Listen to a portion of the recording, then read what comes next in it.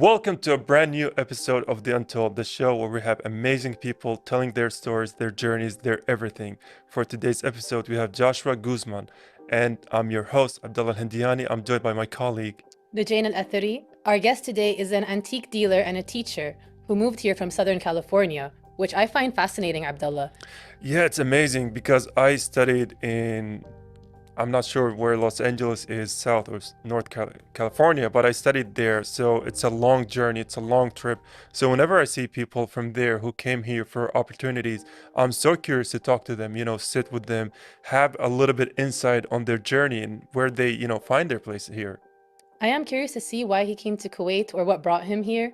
And his career is so unique in the sense of I think a lot of people don't work with antiques anymore. Right.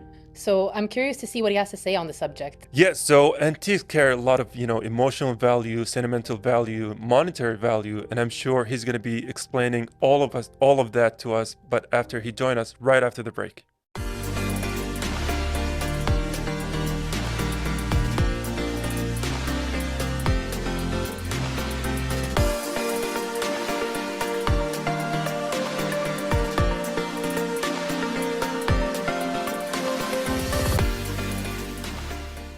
And we are back on The Untold. We are joined by Joshua Guzmán, and I want to first welcome you. And I also want to tell you, you are the first American we've had on The Untold for this season. So, thank you and welcome. Thank you so much. It's an honor to be here. Really appreciate it.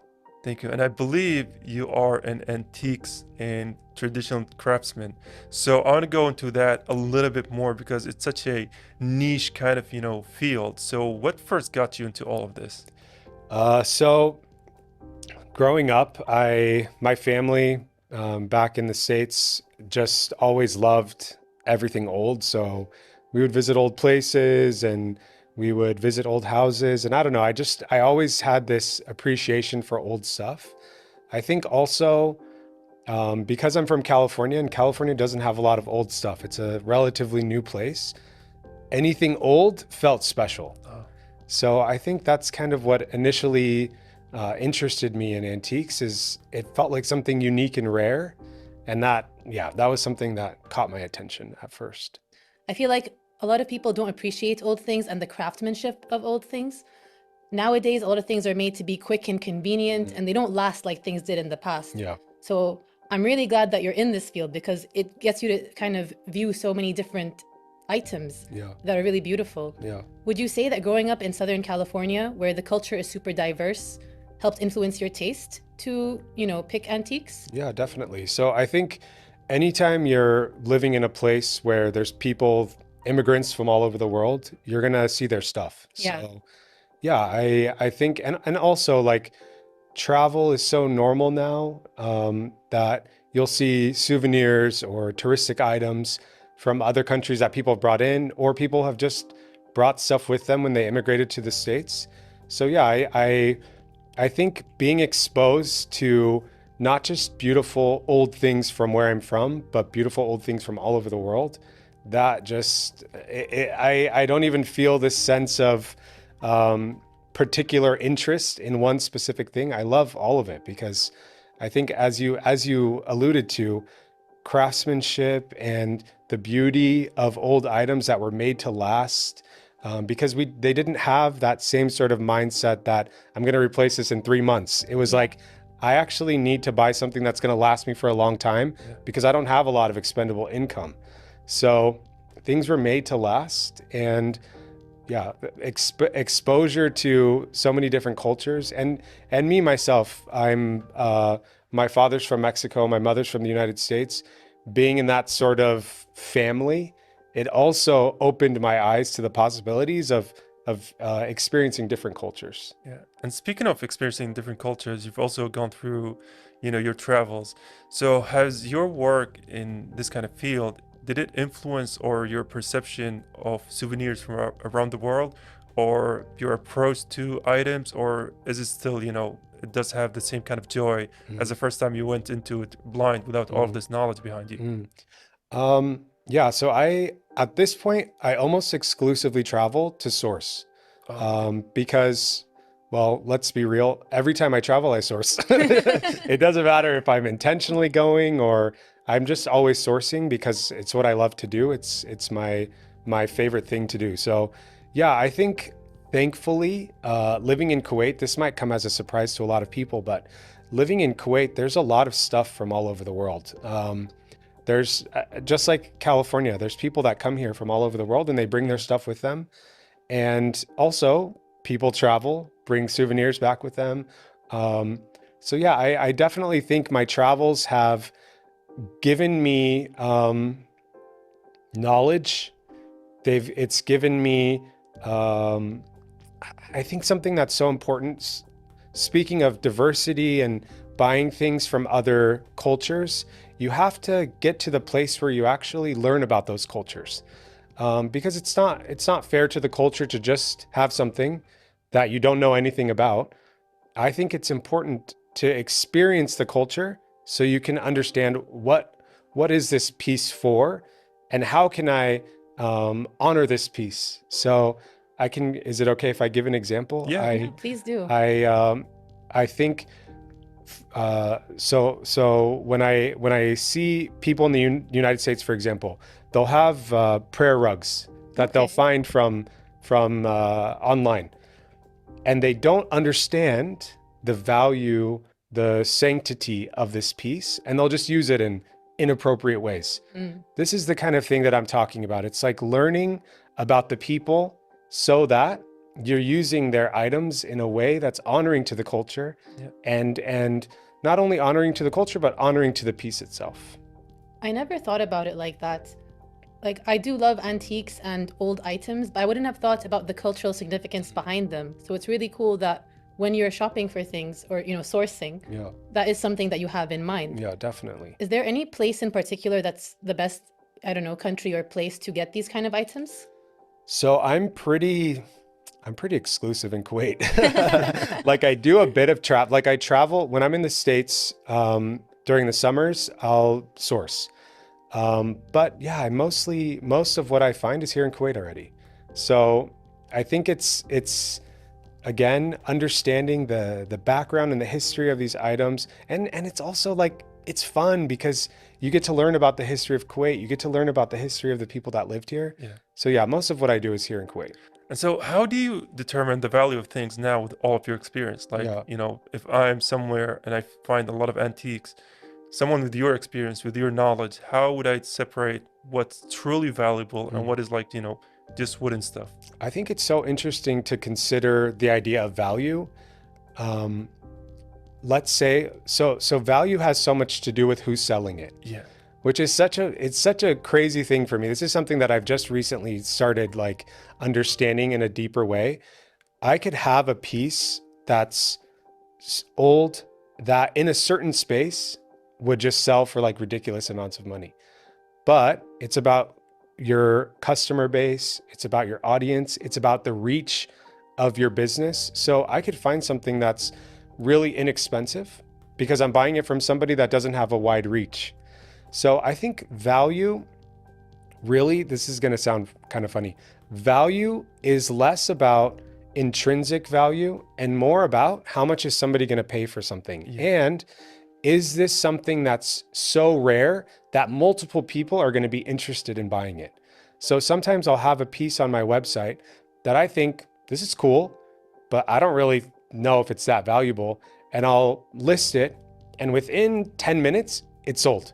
Oh. And then I have 5 people messaging me, I want that, I want that, I want that. And I'm like, I'm sorry, it's like a one of a kind piece and there's nothing I can do. So I think, yeah, it's interesting to consider value. Obviously, I'm going to add a little bit to that.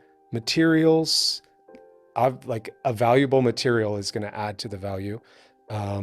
Age, and also like the quality of the piece. So like, for example, a painting, just because you have a painting doesn't mean it's going to be valuable. If it's by a certain person, if it's by a reputable art school, these sorts of things are going to be valuable, even if it looks like something that is the same. If you have a name added to it, then just like when you think about luxury brands, right? I can go to China and buy something. This is gonna This is a little bit controversial. I can go to China and buy something that's the same quality as a luxury brand, Yeah. but because the luxury brand has a name, they're going to be able to sell it at a higher price. So Right.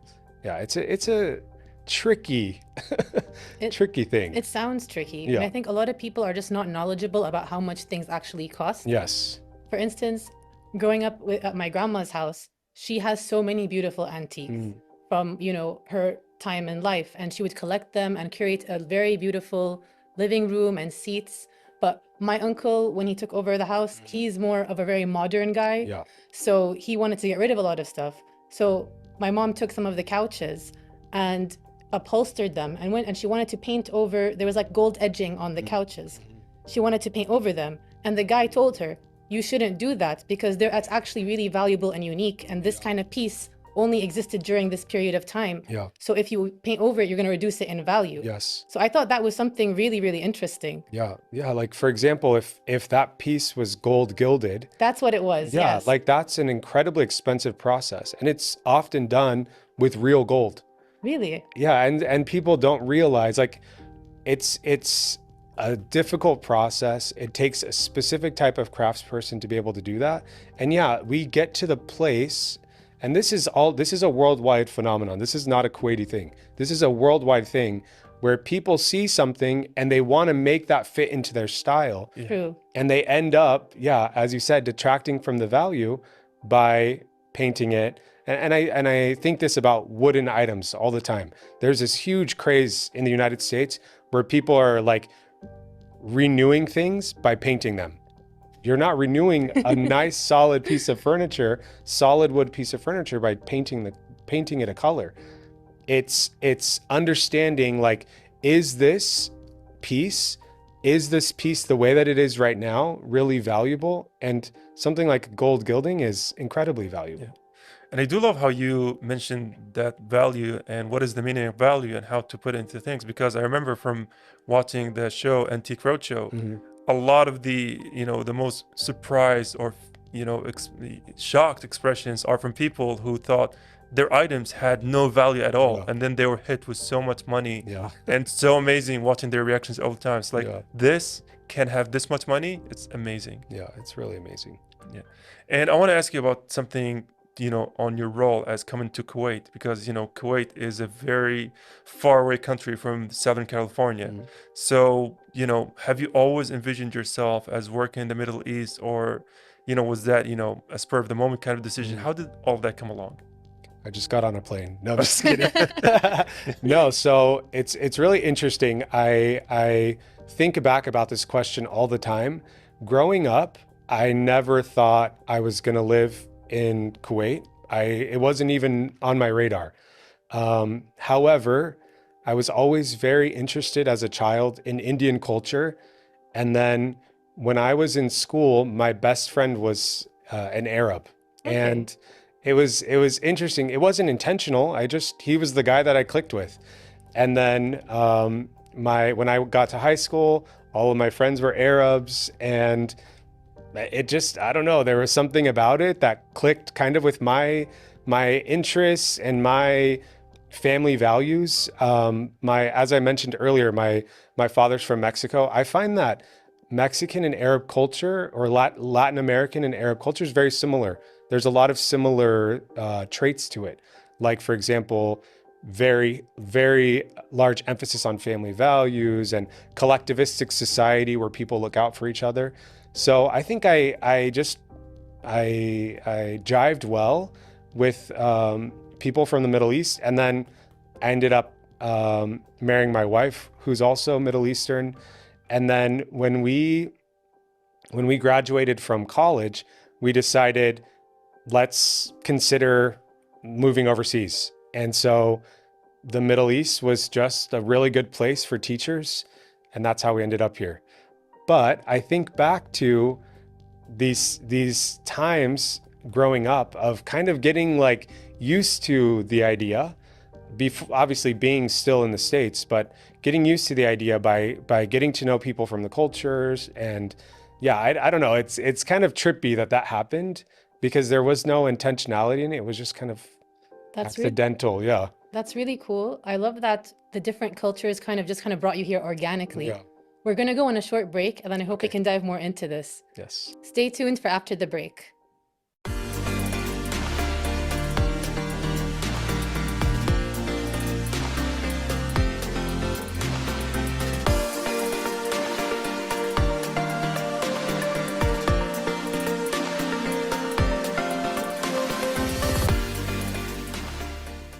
And we're back, dear viewers. And I believe before the break, we got into your transition into coming to Kuwait. And I believe it was, the breadcrumbs of so many trails, or the trail of so many breadcrumbs that led you here. So I want to ask you about, the first time you got off the plane, your first few footsteps on Kuwait.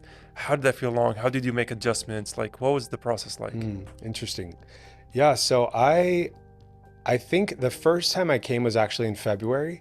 I came for kind of like a scouting trip to see if this was going to work out. And yeah, I don't know. Like immediately when I got here, I was like, this is cool. Like I wasn't the kind of person who traveled a lot growing up. So for me to experience being exposed to a different culture was exciting. And nerve-wracking at the same time. I think like the first the first night that I got here, I don't think I should say what I'm about to say. Try it. We'll see. Nightmare. Okay, the first night I got here, we got pulled over. Oh no. Like it wasn't bad. It was just we got pulled over and they like wanted to see my visa. It was a funny situation. So anyways, I feel like I like trial by fire right when I got here. But I think ultimately adjusting wise, it's not just adjusting to a new country. It's adjusting to a new job, adjusting to a new expectation from students. And then finding the Friday market was like one of the best things that's ever happened to me. I know that sounds kind of like dramatic, but no, for real, like Trust that me, was we know. yeah, We know, yeah. that was like and that happened my first year. That was like a life-changing event for me. I was able to like see the most like amazing antiques ever, and it was like so accessible and It's an amazing market. yeah, it's amazing. And don't go there. Just kidding. No, it's an amazing place. And it's I think that sometimes people take it for granted because it's not even something that they have in other like Gulf countries. So yeah, experiencing Friday market, and then our first year we had we had our first exposure to the rug bug. I'm going to call it the rug bug. Like we sat in with one of the carpet dealers who's still my friend, one of the carpet dealers in Mubarakia, and sat there for an hour talking about rugs. And it was like, my head was exploding. I was like, what is this? Like, this is like one of the most amazing things. And I think his passion and his knowledge just really like sparked something. Like I feel like certain things, and I tell people back in the States, certain things inside of me came alive when I came here in a way that I didn't experience in the States, which I don't think you can really describe to somebody that's not done that sort of like culture hop like that. So yeah, I feel like I came alive here, and I think also being in a society, but being on the outside of the society, because we're expats, like we're not from here. The expectations for us culturally are different. So like when I'm home, there's certain expectations, familial expectations and social expectations. But here, because we're a little bit different and on the outside, it's like I can kind of like do the things that I love, and like my family's not like worried about that, and like I'm not getting comments about blah blah blah. It's like no, I get to kind of just like experience like what I love, and I think that's what happened when I got here. I was able to experience things that I didn't really realize were like kind of like bubbling up inside of me. So like selling antiques and being around another culture all day long, like it was just, I don't know, I came alive in that. That's really cool. I love that for you, honestly. I do think that it's really interesting how you said that you got the rug bug just from talking from someone Yeah. at Mubarakia. Yeah. It's like that's not something you would think that would happen that way. Yeah. Do you think that it was going to Mubarakia and also Friday Market that made you want to open up an antique shop here, Yeah. as well as a carpet Yeah, place? so this is a funny story. I got the rug bug the first year, So and fast. so fast, and I just started buying rugs all the time. I was like, I just, they're accessible, they're beautiful, like that. In the US, antique rugs are not something that most people have. You don't, like here, it's so common to have a Yeah. rug because of how close we are to the countries that make them, including Kuwait. So I had such access and I just went crazy. I was buying everything I saw that I loved. And things that some people would probably look at that and be like, "Oh, that's not very nice." But I was like, "I don't care. Like it's handmade. Like what are you talking about? That's not nice." Like so I was storing carpets like under every bed, in all the closets. Like my house is full of carpets. The floor was already full, and then under the bed and in the closets. So my wife said, like, if you want to keep buying carpets, you need to start selling them because this isn't going to work. So that's literally how my business started, was my wife saying, if you want to keep buying, you have to start selling. And that's when I started my business in the US. I started shipping carpets there, and it exploded. Like it was amazing. That's amazing. Yeah. Yeah. So special thank you to your wife, and also special thank you to, because Friday Market and Mubarkia are two of my absolute favorite places in Kuwait. They're So amazing. whoever introduced you to those two when you Yeah. first came to Kuwait, thank you tremendously.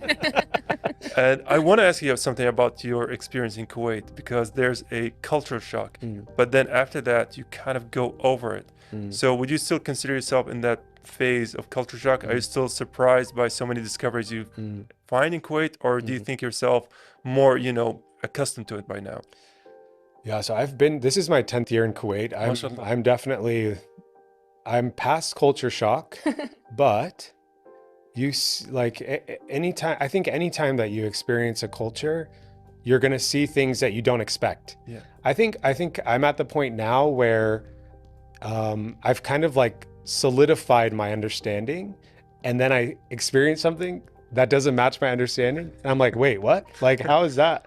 You're supposed to be like this. So yeah, I definitely feel a sense of like, okay, how do you describe this sense of feeling like I feel more at home here often than I do in the US because I'm here 10 months out of the year. Like you feel this sense of like at peace, and I think after culture shock you get to the state of acceptance.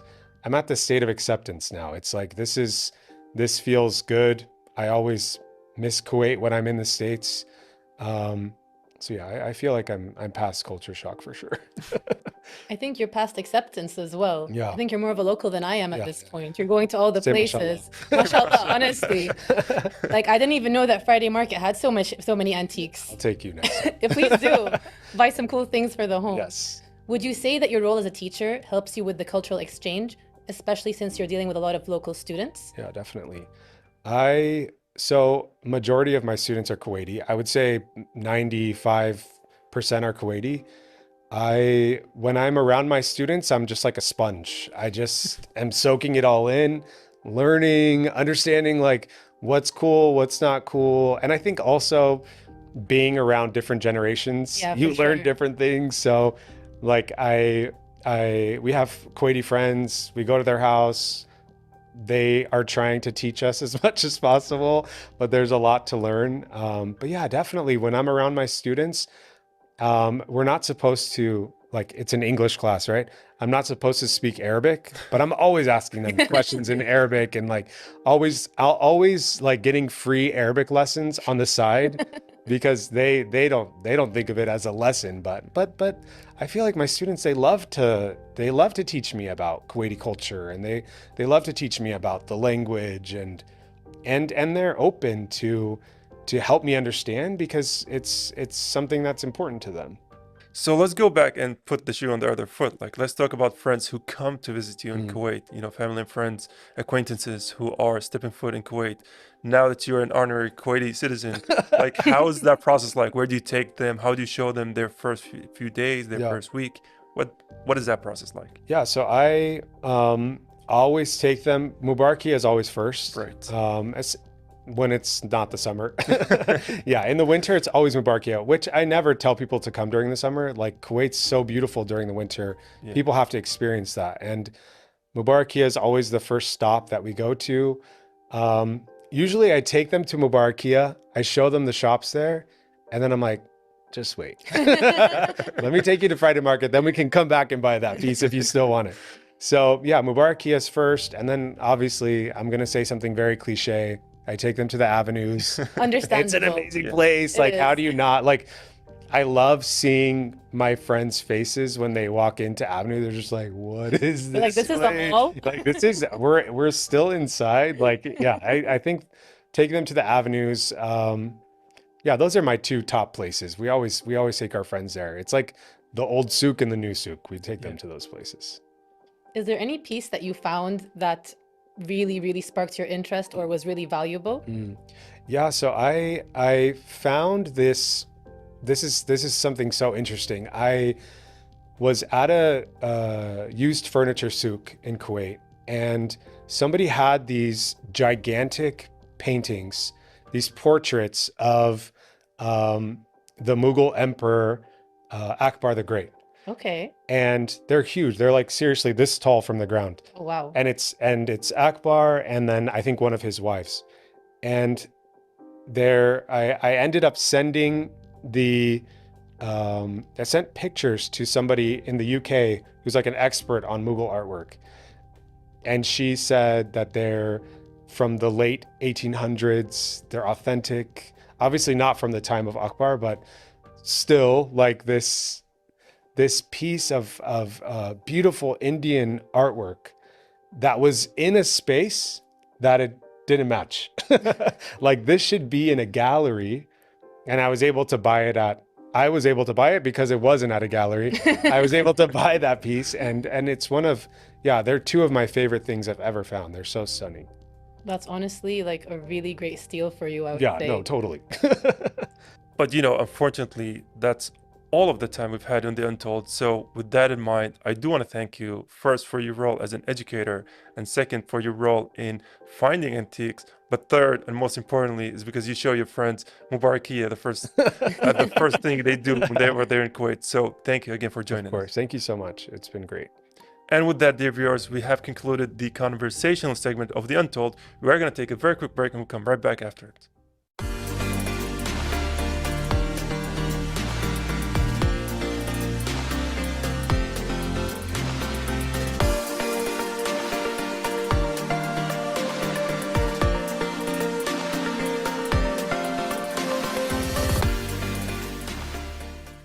And that wraps our today's episode of The Untold. Another insightful episode, another fun episode with Joshua. He was kind enough to share with us. He was kind enough, you know, to take our humor. He was very funny, lighthearted. Brilliant episode. I agree. I love the way he described his experiences from growing up from such a diverse background and coming all the way to Kuwait, where even though he experienced some cultural shock, he fell in love with the country and feels at home here. I loved hearing that there were so many connections between Kuwaiti and Mexican culture and that he felt at home here. Right. Something I didn't go into the episode, you know, it slipped my mind, is that when I was studying, actually, I was friends with a lot of people from Latin America, a lot of, you know, Mexicans. And he was right. You know, the amount of culture exchange between us was very little because we share so much, right? You know, we share the same bonds, we share the same ideas on life. It really felt, when I was studying there, it felt like I was being with family. And then so when he said when he came here, it felt like he was also with family because that's where he came from. I was like, yeah, that makes sense. It does make sense. And it was really cool to hear what he had to say about the antiques in Kuwait Right. and that he went to probably our most culturally significant places like the Friday Market and Mubarakia, and he finds all kinds of amazing treasures there that people would overlook, but in his eyes are something magical. Yeah. But with that in mind, that's the end of today's episode of The Untold. But until the next one, goodbye for now. Goodbye.